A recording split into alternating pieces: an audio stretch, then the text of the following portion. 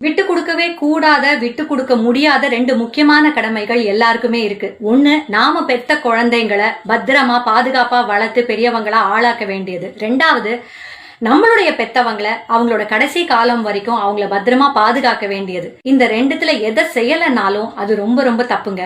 சமீபத்துல ஒரு நியூஸ் படிச்சேன். ஒரு மும்பைல பெரிய ஜவுளி கடை வச்சிருந்தவர் 3 பொண்கள், அவங்க எல்லாம் கல்யாணம் ஆகி உள்நாட்டிலேயே, இந்தியாவுக்கு வெளியில இல்ல உள்நாட்டிலேயே நல்லபடியா செட்டில் ஆயிருக்காங்க. இவருடைய கடைசி காலத்துல ஓல்டேஜ் ஹோம்ல இருந்திருக்காரு போல இருக்கு. உடம்பு முடியலன்னு தெரியப்படுத்திருக்காங்க. 3 பேர்ல ஒருத்தர் கூட வந்து இருக்கல. இப்போ அப்போ தள்ளி போட்டுக்கிட்டே இருந்திருக்காங்க. ஆனா அதுக்குள்ள அவர் இறந்துட்டாருங்கிற நியூஸ் அவங்கள்ட்ட சொல்லியிருக்காங்க 3 பெண்கள் கிட்டையும். அப்பவும் வரல.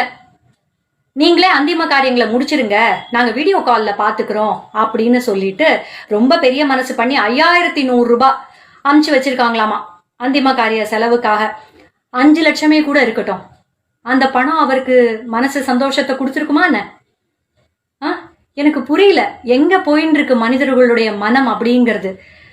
அவர் ஒருவேளை, எனக்கு இப்படி யோசிச்சேன், ஒருவேளை இந்த 3 பொண்களும் சின்னதா இருக்கும்போது அவங்க அம்மாவை அவர் சரிவர ட்ரீட் பண்ணலையோ, இந்த 3 குழந்தைங்களை நல்லபடியா பாத்துக்கலையோ, நல்ல தகப்பனா நடந்துக்கலையோன்னு. அதுக்குதான் சொன்னேன், நாம பெத்த குழந்தைங்களை பத்திரமா பாத்துக்கிறதும் நம்முடைய பெற்றோர்களை பத்திரமா பாத்துக்கிறதும் நம்மளுடைய கடமைன்னு.